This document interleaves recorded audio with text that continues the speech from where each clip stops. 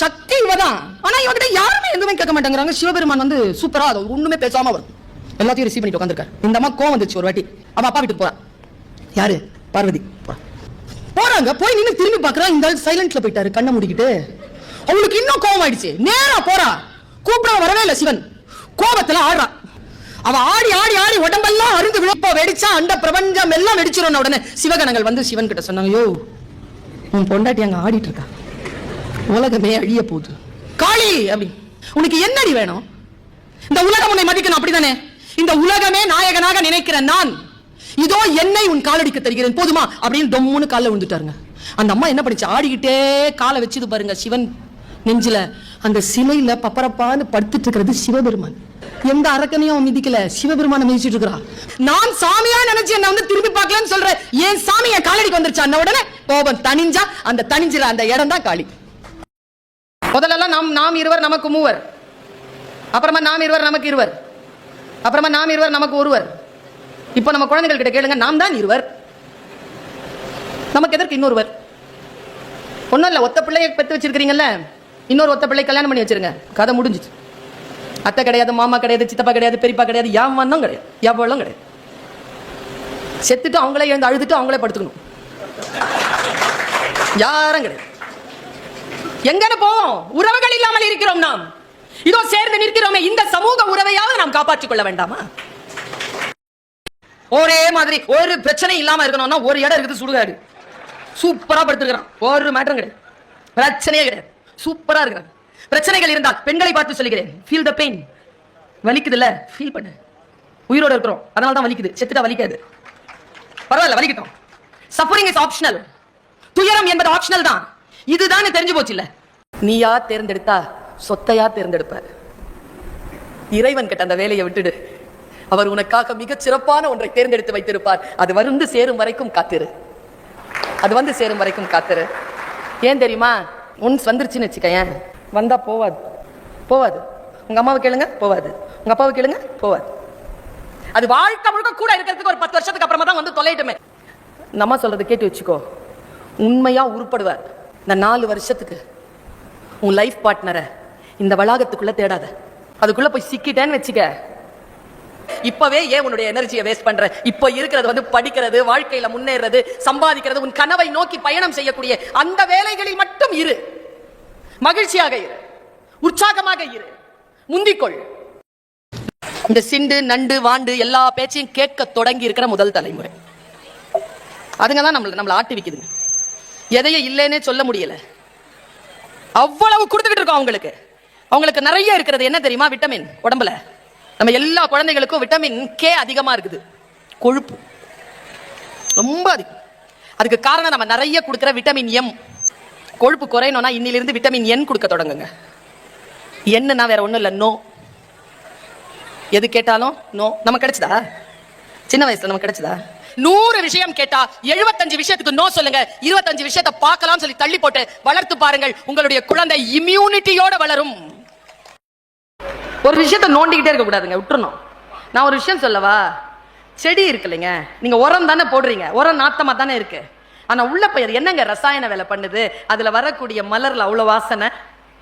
உறவு என்பது அப்படித்தான், கசப்பாகத்தான் இருக்கும், சில சில சங்கடங்கள் இருக்கும். ஆனால் அதிலிருந்து வெடித்து கிளம்பி வரக்கூடிய அந்த பலன் இருக்குல்ல, அதற்கு எப்பொழுதும் வாசனை உண்டு என்பதனை நம்பிக்கொண்டு குடும்பத்தோடு ஐக்கியமாக இருங்கள். குடும்பம் நம் பலம். சொர்க்கம் என்பது பொட்டல் காடு. அப்படி இல்லையே, சொர்க்கம் நன்னீர் ஓடைகளாலும் திராட்சை ரசங்களாலும் நிறைந்திருக்கும் தானே?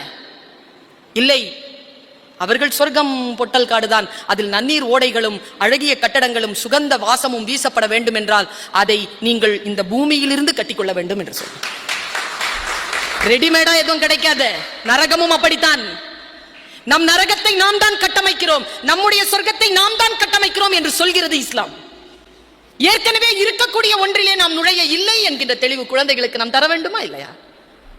ரொம்ப சூப்பரா ஒரு விஷயம் இருக்குது, அதுக்குள்ள நமக்கு சாவி கொடுத்துருவாங்க, போன உடனே திறந்த உடனே பிளாட் அப்படியே இருக்கும். அதெல்லாம் கிடையாது. ஒவ்வொரு செங்கல்லாக உன்னுடைய அமல்கள் தான் கட்டுகின்றன. ஒரு விஷயம் சொல்லவா? பைபிள்ல ஒரு வார்த்தை இருக்கு, ஆயத்தமாக இருங்கள். என்ன அர்த்தம்? எல்லாரும் வந்து ஜீசஸ் கிரைஸ்ட பார்க்க போகும்போது எல்லாரும் தீப்பந்தத்தோட போனாங்க. ஒரு சில புத்திசாலி கன்னிமார்கள் தான் எண்ணெயோடு போனாங்க. ஏன்னா வருவதற்கு நேரமாச்சு, தீபம் அணைஞ்சது. புத்திசாலி கன்னிமார்கள் எண்ணெய் போட்டுக்கிட்டாங்க. புத்தி இல்லாத கன்னிமார்கள் அவங்க கிட்ட கேட்டாங்க, நோட்ஸ் கூட, கொஞ்சம் நோட்ஸ் கூடன்ற மாதிரி. அவங்க என்கிட்ட இல்ல, அங்க இருக்குது, போய் வாங்கிக்கோனா. அவங்க போறதுக்குள்ள ஜீசஸ் கிரைஸ்ட் வந்துட்டார். உள்ள போய் கதவு மூடிக்கிட்டார் கோயில்ல. இவங்க தீபத்தை ஏத்தி ஓடி வந்து கதவை தட்டுறாங்க, தரங்க தரங்கன்னு. உள்ள இந்த ஜீசஸ் பேசுறார், யார் அது? நாங்கள் உங்களுக்காக காத்திருந்த கன்னிமார்கள், நீங்கள் யார் என்று எனக்கு தெரியாது. நான் வந்த பொழுது நீங்கள் இல்லை, நீங்கள் திரும்பி போகலாம். This is life. கூடுதல் ஆயத்தமாக இருங்கள். Stay alert my dear children. Stay alert. வாழ்க்கை எப்பொழுதும் உனக்கு ஒரு வாய்ப்பை தான் தரும். You cannot stop the river twice. எப்பொழுது நதியில் நீ காலடி வைத்தாலும் அந்த காலில் தழுவுகின்ற நீர் மறுபடியும் உன் கால்களை சந்திக்க போவதே இல்லை. அவ்வளவுதான், போயிடுச்சு. நீயும் நானும் பிரிந்து விட வேண்டும் என்று முடிவானதற்கு பிறகு, நீயும் நானும் பிரிந்து விட வேண்டும் என்று முடிவானதற்கு பிறகு உனக்கும் எனக்கும் நடுவில் எதற்கு பகை என்ற புதிய உறவு? பிரிஞ்சிரணும்னு முடிவு பண்ணிட்டல, போயிட்டே இரு. இக்னோர் பண்ணு. இக்னோர் பண்றதை விட பெரிய தண்டனை யாருக்கு என்ன இருந்துட முடியும்? பாரதி சொல்வான் இல்லையா, அக்கினி குஞ்சொன்று கண்டேன், அதை ஆங்கோர் காட்டிடை பொந்திடை வைத்தேன், வெந்து தணிந்தது காடு தழல் வீரத்தில் குஞ்சென்றும் மூப்பென்றும் உண்டோ. இந்த புத்திக்குள்ள இருக்கக்கூடிய அடர்ந்த காடுல சிந்தனைன்ற நெருப்பு போட்டீங்கன்னா ஏற்கனவே இருக்கிற புதரெல்லாம் அழிஞ்சு வெட்ட வெளி தெரியும் பாருங்க. அந்த சுகமே தனி. வாசித்தால் புரிந்து போகிறது அந்த வெட்ட வெளி. வாசித்து பாருங்கள். ராமகிருஷ்ண பரமஹம்சர் தன் சீடர்களிடம் பேசிக் கொண்டிருந்த போது ஒரு விஷயத்தை கேட்கிறார். துன்பம் வருகின்ற பொழுது மட்டும் ஏன் எனக்கு இப்படி நடக்கிறது என்று கேட்கிறாயே, உன் வாழ்க்கையில் நல்லவை நிகழ்கின்ற பொழுது அப்படி கேட்கிறாயா அல்லது அதற்கு நன்றி சொல்கிறாயா? இப்படி கேட்கிறார் ராமகிருஷ்ண பரமஹம்சர். எனக்கு மட்டும் ஏன் இப்படி நிகழ்கிறது என்று துன்பங்களில் கேட்கக்கூடியவர்கள் இன்பங்கள் நிகழ்கின்ற பொழுது எனக்கு மட்டும் ஏன் நிகழ்கிறது என்று கேட்கின்றோமா என்று கேட்கிறார். உங்கள் உலகை நீங்கள் வெல்வதற்கு, முக்கியமாக பெண்கள், முக்கியமாக இளைஞர்கள், மேக்சிமம் ஏ ஒருத்தன் பி ஒருத்தின்னு வச்சுக்கோங்க. இப்ப ஏ ஒருத்தன் இருக்கிறான், பி ஒருத்தி இருக்கிறா. ஏ பி ஏமாத்திட்டான். இப்ப பி ஏ ஏமாத்திட்டான். இப்ப யார் ஷேம்? ஏ. வெரி குட், ஏமாத்திட்டான். மறுபடியும் இந்த பி அந்த ஏ கிட்ட மறுபடியும் ஏமாந்தாங்கன்னு வச்சுக்கோ. அப்ப யார் shame? Very good, there you are. ஒன்று பார்த்தோமா, சரியில்லை என்று தெரிகிறதா, அந்த வினாடியில் அதற்கான முடிவை எடுத்துக்கொள்ளுங்கள் என் குழந்தைகளை. அதற்குன்னு ஒரு நேரம், அதற்குன்னு ஒரு காலம். நீங்க சமாளிச்சுக்கலாம்னா தவளை மாதிரி கொதிநிலை வருகின்ற பொழுது எகிரி தப்பிக்கிறதுக்கு வழி இல்லாமல் செத்து போக வேண்டி இருக்கும். மட்டர்கள் என்பவர்கள் கிணறு தோண்டக்கூடியவர்கள். அவர்களை வைத்துக் கொண்டு அரசர்கள் என்ன செய்வார்கள் என்றால், தண்ணீர் பாசனத்திற்கு அணைகளை கட்டி அணைகளுக்கு மடை வைப்பார்கள். கதவு தண்ணீர் ஏரிகளை நிரம்புகின்ற பொழுது பாசனத்திற்காக மடையை திறக்க வேண்டும். மடையை திறப்பதற்கு எந்த இயந்திரமும் இல்லாத நேரத்தில் இந்த மட்டர்கள் தான் கடைசி சோறு சாப்பிட்டு விட்டு வீட்டில் எல்லோருக்கும் விடை சொல்லிவிட்டு உலகம் தண்ணீர் குடிக்க வேண்டும் என்பதற்காக தன்னுடைய உயிரை துச்சமாக மதித்து அந்த மடையை திறந்து வைப்பார்கள். மடையை திறந்து வைக்கக்கூடியவர்களினுடைய பெயரால் நாம் அடுத்தவர்களை வசைப்பாடுகிறோம். இன்றிலிருந்து அந்த சொல்லை நாம் பயன்படுத்தாமல் இருப்போம். பதிப்பாளர்கள் எதற்காக ஒரு புத்தகத்தை 1000 பிரதிகள் போடுகிறார்கள்? யாருக்காவது அந்த கணக்கு தெரியுமா? 100 போடலாம்ல, 500 போடலாம்ல, அது என்ன 1000 கணக்கு? 1000 கணக்கு என்ன தெரியுமா? 1000 இடங்களில் அந்த புத்தகத்தை வைத்து விடுவோம். அதை தேடி ஒருவன் வருவான், அவன் எங்கே வருவான் என்று தெரியாது. 1000 இடங்களில் அவனுக்காக அந்த புத்தகம் காத்திருக்கும். அதுக்குதான் 1000 பிரதிகள். சாதாரணமான சூழல் என்று ஒன்று வரும். அந்த டைம்ல தான் நீ எப்படி ரியாக்ட் பண்ணுவ? உனக்கு எத்தனை பேர் வெளியில இருந்து வரும்? உள்ள இருந்து சிங்கம், புலி, யானை, கரடி, காண்டாமிருகம், நீர் யானை எல்லாம் வெளியில வரும். பார்க்கறதுக்கு பொமரேனியன் டாக் மாதிரி தான் இருப்ப. ஐயோ, குழந்தைகளை வழிபடுத்துவது போல் பெற்றோர்களே மிஸ் பண்ணிடாதீங்க. குழந்தைகளை மிஸ் பண்ணிடாதீங்க. அவங்களை வழிபடுத்தாமல் அவர்களை அப்படியே விட்டு விட்டால் கண்ணாடி போல் கீழே விழுந்தா சமூகத்தை பதம் பார்த்துரும். கையில வச்சிருந்தீங்கன்னா உங்களை பதம் பார்த்துரும். கொய்யா மரத்திலிருந்து இறங்கு, 2 கண்ணிதான். உலகத்தை ரசிக்க வேண்டுமா, உலகத்தை புரிந்து கொள்ள வேண்டுமா, கொய்யா மரத்திலிருந்து இறங்கு என்றானவன். கொய்யா மரம் உயரமானதுதான், ஆனால் அதன் மீது ஏறி நின்றால் ஒரு அளவுக்கு தான் இந்த உலகத்தை பார்க்க முடியும். அதிலிருந்து இறங்கி நாம் எந்த உயரத்திற்கு போக வேண்டுமோ அந்த உயரத்திற்கு போனால் தான் இந்த உலகத்தை முழுமையாக பார்க்க முடியும் என்று சொல்லுகிறார் ரூமி. நாம் எல்லோரும் கொய்யா மரத்தை பிடித்துக் கொண்டிருக்கிறோம். ஏற்கனவே கற்றெடுத்த அந்த கற்பிதங்களை இல்லாமலாக்கி அடுத்த கட்டத்திற்கு நாம் உயர வேண்டும் என்றால் இதை காலியா வச்சிருங்க. நிரம்பி இருந்ததுன்னா வழிஞ்சிரும். கற்றல் பாத்திரம் காலியா இருக்கணும். Stay ready to learn. learn to unlearn. ஏற்கனவே கற்றதை மறப்பதற்காக மீண்டும் கற்றுக்கொள். அவன் கண்ணு எங்க இருக்குதோ அங்கதான் உன் கருத்து இருக்கு. உன் கண் எங்க இருக்கு? அவன் கண் எங்க இருக்கும்பா? கன் ஷாட்ல இலக்கு, இலக்கு டச்சிங் பாயிண்ட் அங்க. அடுத்தது பக்கத்துல இருக்கிறவன் கால்ல எங்கேயும் இல்ல. அவன் பார்வை எங்க இருந்து தெரியுமா? அந்த டைம் போர்ட்ல இருந்தது. ஏன்னா 10 செகண்ட்ஸ்க்கு உள்ள ஓடிட்டானா உலகத்துல எந்த மனிதனாலும் ஓட முடியாத எல்லையை அவன் அடைந்து விட்டான். கூட இருக்கிற யாரும் அந்த உயரத்தை தொட முடியாது என்று அவன் நம்பினான். அவன் நம்பிவிட்டு அந்த உயரத்தை மட்டும் தான் தன் காம்படிஷனாக வைத்தானே தவிர கூட ஓடியவர்களை அவன் ஒருபோதும் போட்டியாளனாக நினைக்கவில்லை. அவன் காலத்தை போட்டியாளனாக நினைத்தான். அதனால் அவன் மிகப்பெரிய எல்லையை அடைந்தான். குழந்தைகளை, நீங்கள் வரலாறை, காலத்தை இலக்காக வையுங்கள். மனிதர்களை அல்ல, கூட படிக்கிற மனிதர்களை அல்ல, கூட வேலை செய்கின்றவர்கள் இல்லை நம்ம காம்படிஷன், கூட படிக்கிறவங்க இல்ல நம்மளுடைய காம்படிஷன். நம்முடைய இலக்கு எல்லாம் காலம் தான். காலத்தை ஜெயிக்கணும். இமோஷனல் இன்டெலிஜென்ட்டோட இரு. ஒரு பாம்பு ஒண்ணு பார்த்தேன், அந்த கதையை ஒண்ணு கேட்டேன். கிச்சனுக்குள்ள போயிருச்சான் அந்த பாம்பு. போகும்போது கத்தியில பட்டுருச்சு, உடம்பு கீறிடுச்சு. உடனே அந்த கத்தியை திரும்பி முறைச்சிருக்கு பாம்பு. என்னையா கீறினு ஒரு போடு போட்டுச்சு, வாய் கிழிஞ்சிருச்சு. வாய வேற கிழிச்சிட்டியான்னு கட்டி பிடிச்சி சண்டை போட்டு துண்டு துண்டா போயிருச்சு. நாம் யாரை எதிர்க்கிறோம் என்பதிலே கவனமாக இருங்கள். எதிர்ப்பதற்கு தகுதியே இல்லாதவர்களோடு எல்லாம் எதிர்த்து கொண்டிருக்கிறோம். நாம் ஜெயிக்க வேண்டும் என்றால் த்ரெட்னிங் ஃபேக்டர்னு ஒண்ணு இருக்கு. த்ரெட்னிங் ஃபேக்டரை புரிஞ்சுக்கோ. எது நம்மள த்ரெட் பண்ணுதுன்றத புரிஞ்சுக்கோ. இமோஷனல் இன்டெலிஜென்ட்டோட இரு. முடிவெடுக்கும் திறன் சரியா இருக்கட்டும். மனிதனுக்கும் மிருகத்திற்கும் இருக்கக்கூடிய வித்தியாசமே, மிருகம் கற்றுக்கொண்டு பிறக்கிறது, மனிதன் பிறந்த பிறகு கற்றுக்கொள்கிறான். கல்வி என்பது அதுதான். விட்டு விடுதலையாக்கும். விட்டு விடுதலையாக்குவதற்காகத்தான் கல்வி. அதுதான் கற்றல், அதுதான் படிப்பு. ஒளவை என்றால் என்ன பொருள் என்றால் ஆதி பெண் பொருள். பெண் சிந்தனை எப்படி இருக்கு பாருங்க. ரெண்டே ஜாதி தான் இந்த உலகத்துல. தமிழன் சொல்லுவது ரெண்டே ஜாதி தான். ஒன்னு குடுக்கறவன், ஒன்னு வாங்கி சாப்பிடுறவன். இட்டார் பெரியோர் இடாதார் இழிகுலத்தோர், ஜாதி இரண்டொழிய வேறு இல்லை. ஆண் ஜாதி பெண் ஜாதி கிடையாது. அது அந்த மூளைக்கு மேல ஒரு சவ்வு இருக்கு, கூலண்ட் ஒண்ணு இருக்கு, ஒரு நீர்த்தன்மை இருக்கு, ஒரு பசை இருக்கு. அந்த பசை இருக்கு இல்லையா, அந்த பசை தான் என்னை பேச வைக்கிறது, உங்களை கேட்க வைத்துக் கொண்டிருக்கிறது.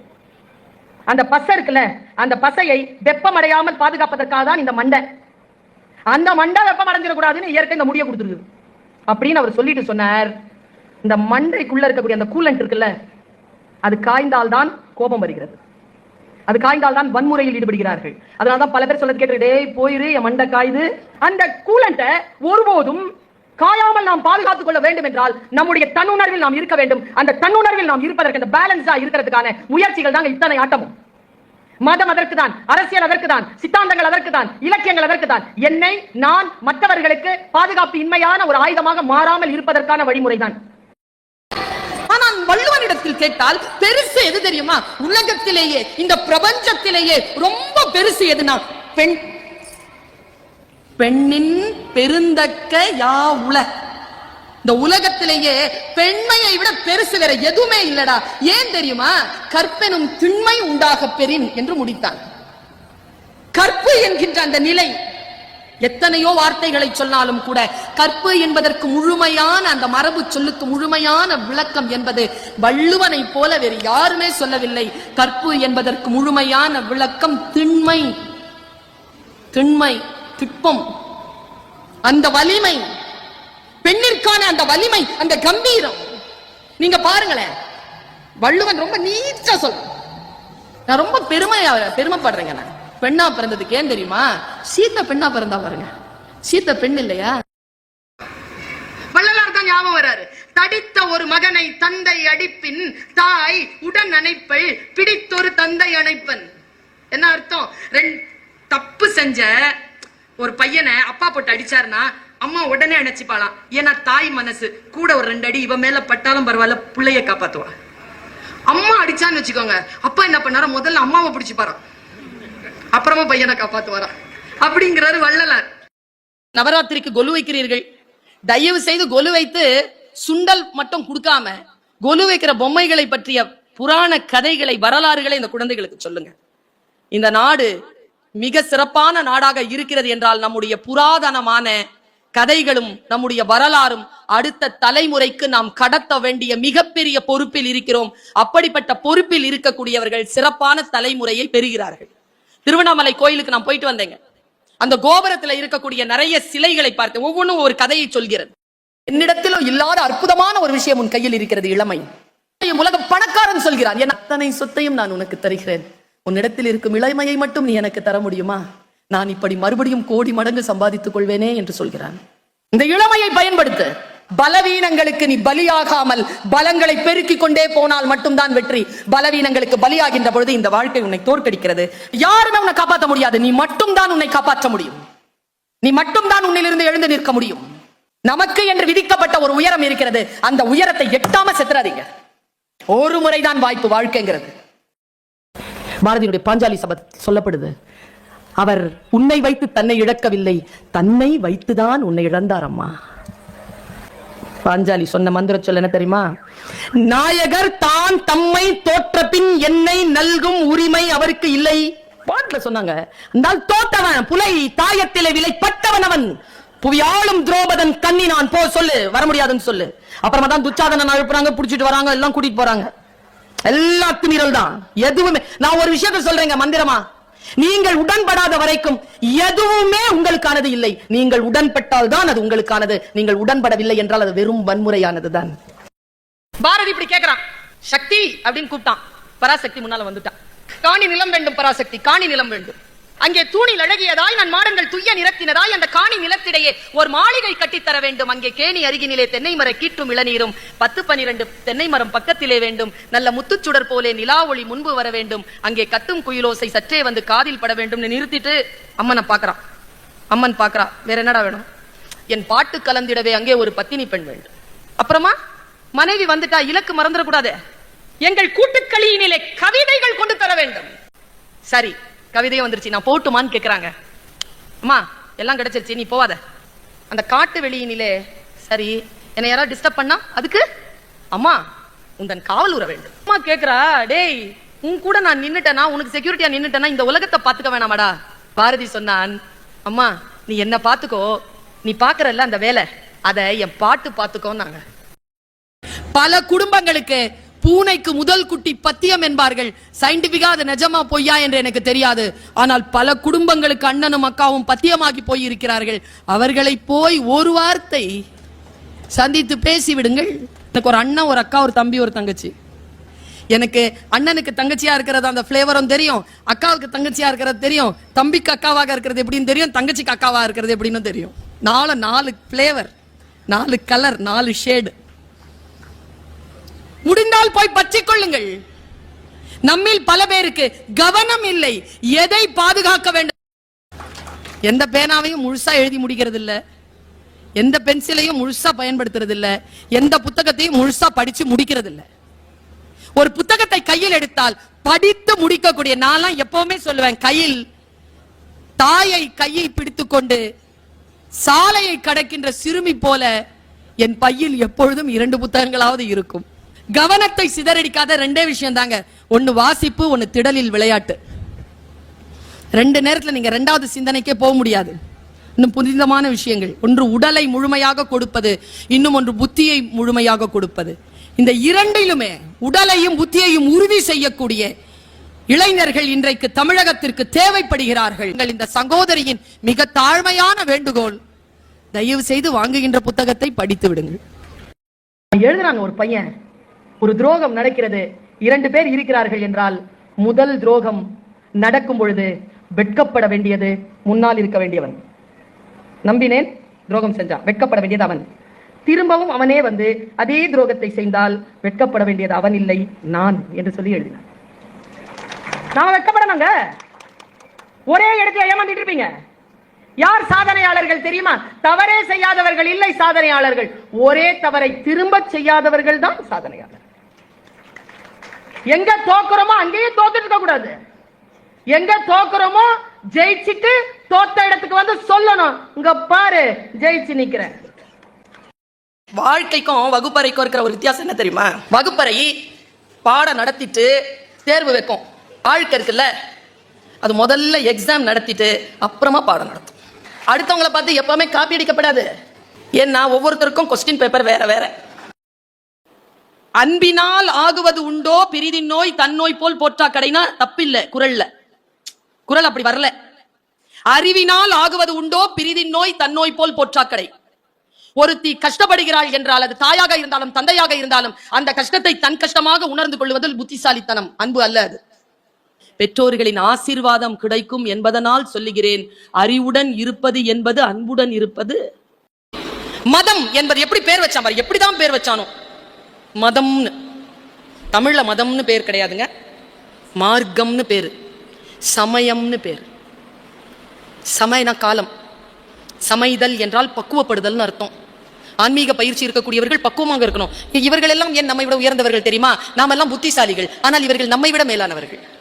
என்ன வித்தியாசம் இவங்களுக்கும் நமக்கும்? தவறு செய்தால் அறிவாளிகளுக்கு கோபம் வரும், ஞானிகளுக்கு கருணை வரும். அதான் வித்தியாசம். ரெண்டு யானை இருக்குல்ல, ஒரு யானை ஏன் நம்ம கிட்ட பிச்சை கேக்குது, ஒரு யானை ஏன் நமக்கு பிச்சை போடுதுன்னா ஒரே காரணம் தான். என்னன்னா, இந்த மதம் பிடிக்கும் போது ஒரு ஆயுதம் இருக்கிறது, அந்த ஆயுதத்தால் அந்த மதத்தை அடக்க வேண்டும். அந்த ஆயுதத்திற்கு பெயர் அங்குசம். அந்த அங்குசம் என்கின்ற ஆயுதத்தை கோயில் யானை பாகனிடத்தில் கொடுத்திருக்கிறது. உள்ளே இருக்கக்கூடிய விநாயக யானை அதை தன் கையிலேயே கொண்டிருக்கிறது. தன் பலவீனத்தை அடக்கக்கூடிய ஆயுதத்தை யார் ஒருவன் அடுத்தவர் கையில் கொடுப்பானோ அவன் பிச்சை எடுப்பான். எவன் ஒருவன் தன் கையிலேயே வைத்திருப்பானோ அது அடுத்தவர்களுக்கு பிச்சை போடுவான் என்பதற்கான விளக்கம் தான் விநாயகர். அண்ணா இத திருவள்ளூர் பஸ்ல எழுதி போட்டார், எல்லா பஸ்லயும் எழுதி போட்டார். சட்டமன்றத்தில் கேட்டாங்க அவர்கிட்ட, யாகாவாரையும் நாகாக்கங்கிறாங்களே யாருடைய நாக்க அப்படின்னா, அண்ணா தந்த பதில் என்ன தெரியுமா? எவன் கிட்ட நாக்கு இருக்கும் அவன் எல்லாம் காப்பாத்திக்கணும் யான்ட்டாரு. யார் அந்த சாக்ரட்டிஸ்? அவன் பெரிய தத்துவ ஞானி என்று ஏன் அழைக்கப்பட்டார்? சாக்ரட்டிஸ் கற்றுக்கொண்டே இருந்தான். why not, ஏன் இப்படி இருக்கிறது, ஏன் இப்படி இருக்கக்கூடாது என்கின்ற கேள்விகளின் உள்ளடக்கம் தான் சாக்ரட்டிஸ். அந்த கேள்விகளை அவன் எழுப்புகிறான் என்பதற்காகவே மரண தண்டனை விதிக்கப்பட்டது. நடந்து கொண்டே இருக்கிறான், பக்கத்தில் இருந்து ஒரு இசை கேட்கிறது. அந்த இசையிலே ஈர்க்கப்பட்ட அவன் ஓலமிட்டு அழைக்கிறான், நண்பரே உன் இசையை நான் கேட்கிறேன், நீ வாசிக்கிறாயே அந்த கருவி, இசைக்கருவி என்ன என்று எனக்கு தெரியாது, அதை சொல்வாயா? ஓ சாக்ரட்டிஸ், இது மௌத்தார்கனை வைத்து நான் வாசிக்கிறேன். ஓ மௌத்தார்கன் என்னிடத்தில் வீட்டில் இருக்கிறது, நான் அதை வாங்கி வைத்திருக்கிறேன், எனக்கு அது வாசிக்க தெரியாது, மௌத்தார்கனோடு எப்படி வாசிப்பது என்று எனக்கு சொல்லித் தருகிறாயா? உடனே அந்த பக்கத்தில் இருந்து கேலியாக அந்த குரல் எதிரொலித்ததாம், சாக்ரட்டிஸ் இன்னும் 2 நாட்களில் செத்து போக போகிறாய், இதை கற்றுக்கொண்டு என்ன செய்ய போகிறாய்? சாக்ரட்டிஸ் சொன்னான், நண்பனே நான் சாகும் போது மௌத்தார்கன் வாசிக்க தெரியும் என்கின்ற ஒற்றை எண்ணம் போதாதா, சொல்லிக் கொடு என்று கேட்டான். அன்பாக இருக்கக்கூடியவர்களுக்கு ஒருபோதும் துன்பம் இல்லை. அன்புதான் ஆயுதம். அன்புக்கு எதிராக வேறொரு ஆயுதம் இந்த பூலோகத்திலே கிடையாதுங்க. பாரதி சொல்லுகிறான், துன்ப நினைவுகளும் சோர்வும் பயமும் அன்பில் அழியுமடி கிளியே அன்பிற்கு அழிவில்லை காண். மானிடர்கள் நான் சொல்வதை கண்மின், பாடுபடல் வேண்டாம், உணவு இயற்கை கொடுக்கும், நும்பணி அன்பு செய்தல் கண்டீர். செய்க தவம் நெஞ்சே தவம் செய்தால் எய்த விரும்பியதையெல்லாம் எய்தலாம், அன்பில் சிறந்த தவம் இல்லை, அன்புடையோர் இன்புற்று வாழ்தல் இயல்பு. நான் சொல்லுகிறேன், அன்பாக இருத்தல் புத்திசாலித்தனம். இந்த புத்திசாலித்தனம் இல்லாதவர்கள் தான். வீரனுக்கும் வன்முறையாளனுக்கும் என்ன வித்தியாசம் தெரியுமா? 2 பேருக்கும் கோபம் வரும். எவன் ஒருவன் கோபத்தை ஒரு வினாடி தக்க வைத்துக் கொள்கிறானோ அவன் வீரன், தக்க வைக்க முடியாதவன் வன்முறையாளன். பிழைக்கவே முடியாத பெரும் பாவம் பெண் பாவம். அந்த பாவத்தை செய்த அந்த ராவணன் கடைசி வரைக்கும் தான் பாவம் செய்தோம் என்பதனை உணராமலேயே செத்து போனான். புத்தி கெட்டு போய்விட்டது என்று புரியாத காரணத்தினால் தான். தன் பிழை தெரிந்திருந்தால் அந்த ராவணேஸ்வரன் விழுந்திருப்பானா? ஜெயந்தா சொன்னான், எல்லா தெய்வங்களும் அந்த கருவறையில் இருக்கும், அந்த கருவறையே இந்த தெய்வத்திற்குள் இருக்கும். அம்மா சூப்பர் தெரியுமாவ? இந்த உடல் இருக்குல்ல, நீங்க வச்சுட்டு உட்கார்ந்து இருக்கிறீங்களே, அது உங்களுக்கு சொந்தமானதல்ல, உங்களுக்கு வரப்போகின்ற இணைக்கு சொந்தமானதல்ல, அது முழுமையான சொந்தம். உங்களை பெற்றெடுத்த அந்த தாய்க்கும் அந்த தந்தைக்கும் தான் இந்த உடல் சொந்தம். அந்த உடலை தயவு செய்து நீங்கள் கெடுத்துக் கொள்ளாதீர்கள். அந்த உரிமை உங்களுக்கு கிடையாது. இதை போதை வஸ்துக்களாலோ, இதை பொய்களாலோ, அல்லது நேரம் தவறிய உணவு, நேரம் தவறிய தூக்கத்தினாலோ, மனக்கவலைகளாலோ கெடுத்துக் கொள்வதற்கு உங்களுக்கு உரிமையே கிடையாது. இது உங்களுக்கு வழங்கப்பட்டிருக்கக்கூடிய ஒரு பொருள். Just feel that. ஒரு தலைவன் நின்றால் அவன் எல்லோருடைய ஆன்மாவும் மண்டியிடணுங்க. அவங்க முன்னால ஆன்மா மண்டியிடக்கூடிய ஒரு தலைவன். என்ன குவாலிட்டி தெரியுமா? நம் எல்லோரிடத்திலும் அந்த குவாலிட்டி இருக்கணுமா? 2 சொற்களால் அதை நான் சொல்றேன். என்ன குவாலிட்டி தெரியுமா லீடர்ஷிப்க்கு? நல்லா ஞாபகம் வச்சுக்கோங்க. லீடருங்கிறவன் எல்லாரையும் பின்னால விட்டுட்டு முன்னால நடக்கிறான், அவன் மட்டும் லீடர் இல்ல. எல்லாரையும் முன்னால விட்டுட்டு சரியா போறாங்களான்னு பின்னால நீங்க பாக்குறான் பாருங்க, அவனும் தலைவன் தான். Good shepherd is a good leader. நான் தான் முன்னால வர வேண்டும் என்று நினைப்பவன் லீடர் கிடையாது. என் சுவடுகளை பின்பற்றி என்று சொல்லுபவன் இல்லை லீடர். அவர்கள் ஸ்டெப் சரியாக போகிறதா என்று பார்த்து பார்த்து அவர்களை வழிபடுத்துகின்றவன் லீடர். ஒரே ஒரு டயலாக மட்டும் உலகத்துல சொல்லாம நிறுத்திருங்க இன்னிலிருந்து.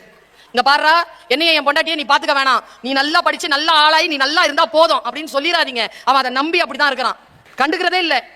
இப்படி சொல்லி வழங்க. இங்க பாருடா, உன் படிப்புக்காக என் பொண்டாட்டி தாலி அடகு வச்சு என் வீட்டை வித்து என் ப்ராவிடன்ட் ஃபண்டை எடுத்து காலையில இருந்து சாயந்தரம் வரைக்கும் வேலை செஞ்சு உழைச்சு உன்னை ஆளாக்கி இருக்க.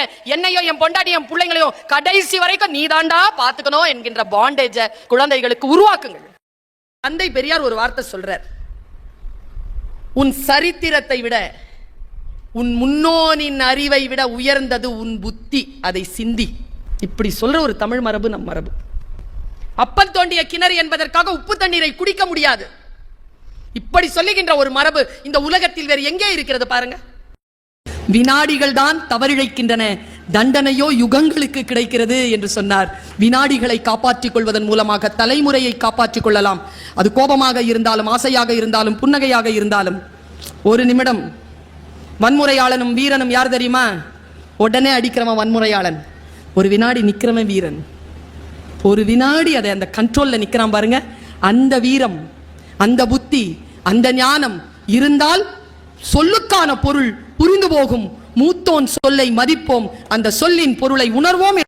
சந்திரனுடைய நிலத்துல முதல்ல கால் வச்சது யாரு? நாசால இருந்து அறிவிப்பு வந்தது, பைலட் குதிக்கலாம். இப்ப நான் தான் எட்வின் சொல்றான், அவனே எழுதுகிறான். நான் கீழே பார்க்கிறேன், புவியீர்ப்பு சக்தி இல்லை, அது எத்தகைய கேஸால நிரம்பி இருக்குன்னு தெரியாது, எந்த மாதிரி சதுப்பு நிலம்னு தெரியாது, குதிக்க வேண்டும் என்று பார்த்து கொண்டிருக்கிறேன். குதிப்பதற்கு என்னை தயார் செய்வதற்கு 3 வினாடிகள் எடுத்துக்கொண்டேன். Now the co-pilot shall pass. அப்படியே குதிச்சிட்டான் நீல் ஆம்ஸ்ட்ராங். உடனடியாக அந்த விஷயத்தை முழுமையான தியானமும் அறிவும் கொண்டு கீழே கால் வச்சான் பாருங்க. கால் பதித்தவன் வரலாற்றிலே இடம் கொண்டான். கொஞ்சம் நின்று பிந்தி யோசித்தவன் வரலாற்றில் அவன் பெயரே தெரியவில்லை என்பதாக பின்னுக்கு தள்ளப்பட்டான். முந்திக் கொள்கிறீர்களா? எந்த வேலையை நீங்கள் தொடங்கினாலும் அந்த வேலையை சிறப்பாக செய்வது அல்ல முக்கியம், முற்றுமாக சிறப்பாக செய்வது முக்கியம்.